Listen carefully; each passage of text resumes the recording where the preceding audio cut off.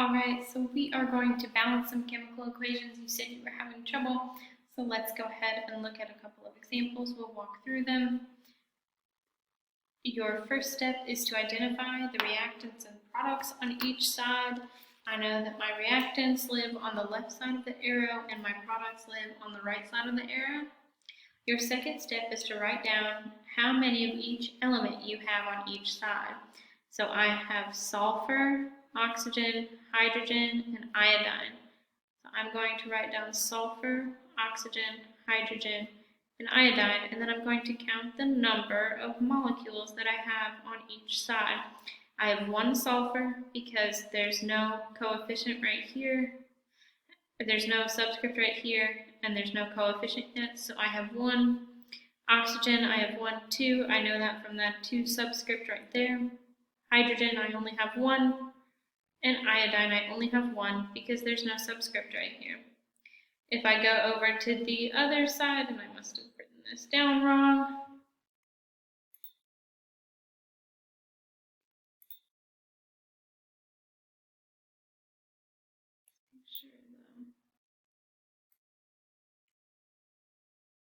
I did. This is silicon, not sulfur. So this is Si right here. Same thing though, doesn't change any of these results just yet. I have 1 sulfur or silicon. I have 4 iodine. I'm going to try to put them where they belong on the other side. I have 2 hydrogens right here, and oxygens I only have 1. 2 from the subscript 2 right here, 2 hydrogens, 4 from the subscript right here. If they don't have a subscript right now, it's just 1. So now I need to tell, in order to tell me if this is balanced, all of these numbers would match up. So I would have 1 silicon on one side and 1 on the other. That matches up, we're good. I have 2 oxygen on the reactant side, but only 1 on the product. So already I know that we're unbalanced. I go even further, I've got 1 hydrogen on my reactant side and 2 hydrogen on my product side. So I know that we're not balanced. And then I have 1 iodine right here, and I have 4 right here. Your next step is to add coefficients, or things that go in front, in order to get the correct number, or to get the numbers to match on both sides. What I like to do is find one of, I'm going to usually try to leave hydrogen and oxygen till the end. I like to try to find one element that's larger on one side and smaller on the other. So in order to have 4 oxygen on this side so that they match, what would I need to put right here so that I have 4 iodine instead of 1? I would put a 4 right here. To figure out my total number now of iodine, I multiply the big 4 by the subscript. If there's not one there, that means it's 1. And that gives me my total number of iodine. I have to do the same thing to my hydrogen though. Remember, if there's not a number there, it's a 1. So 4 times 1 is 4. Now I've solved the iodine problem, but I have an issue here again still with my oxygen and my hydrogen. My numbers are higher on my reactant side now than they are on my product side, so I'm probably going to want to put something right here in order to balance it out. So what would I need to multiply by 2 in order to get the 4 hydrogen that I'd want? Hopefully you would tell me a 2, so I would put a big 2 coefficient right here. That would change. 2 times 2 is 4, and 2 times 1 is 2. So that now balances out my chemical equation right there. We're all balanced because we have 1 silicon, 2 oxygen, 2 oxygen, 4 hydrogen, 4 hydrogen, 4 iodine, 4 iodine. Now we're going to do another example. So same thing, I'm going to identify what I have on each side here. I know I have carbon, hydrogen, oxygen, carbon, oxygen, hydrogen, oxygen. I have 6 carbons on this side. I know that from my little subscript right here. I've got 14. Let's make sure that's right.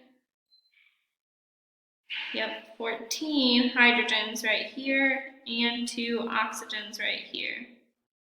If I go over to this side, I have 1 carbon because there's an understood 1 right there.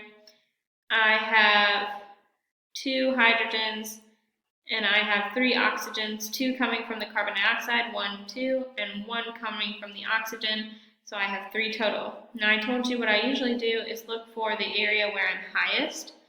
I am highest on this side, it looks like, which means I'm going to want to change my product side in order to make that balance. Now I said we're generally going to try to leave our oxygens and hydrogens alone. Let's start with our carbon. So what would I do or put right here so that my carbons would equal 6 and not 1? Hopefully you would tell me that I would put a 6 right here in front of carbon dioxide.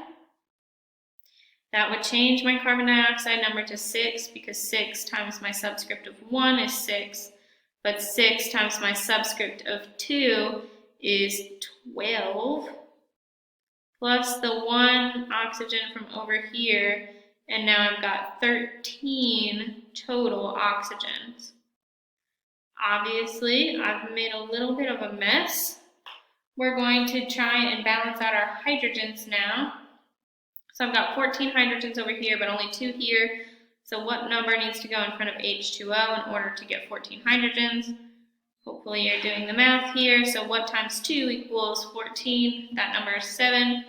7 times 2 is 14. 7 times 1 of my oxygen here gives us 7 additional oxygen molecules. So now I've got 7 plus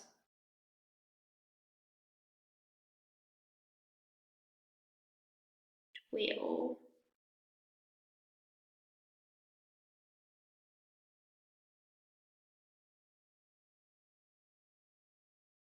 7 plus 12 is 19 oxygens.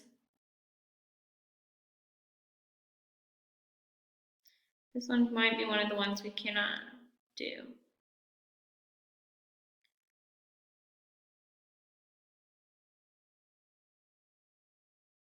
We're going to put 20 oxygens instead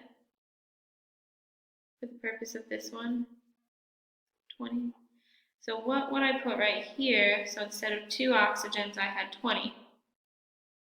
Hopefully you would tell me my answer is 10. 10 times 2 is 20. So now we're balanced because we have 6 carbon, 14 hydrogen, 14 hydrogen, and 20 oxygen, and 20 oxygen. We're going to do one more. We'll do the sodium oxide one. So I've got 2 molecules of sodium right here. I know that because I've got a subscript 2. I've got 1 carbon right here. And I've got 3 oxygen on this side. 1, 2, 3. On this side, I've got Na equals 2. I've got a carbon of equals 1. And my oxygen equals 3. So I have 2 sodiums, 1 carbon, 3 oxygen, 3 oxygen.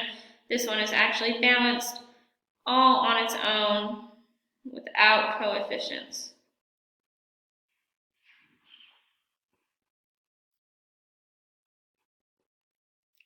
All right, hope that helped. Have a great day.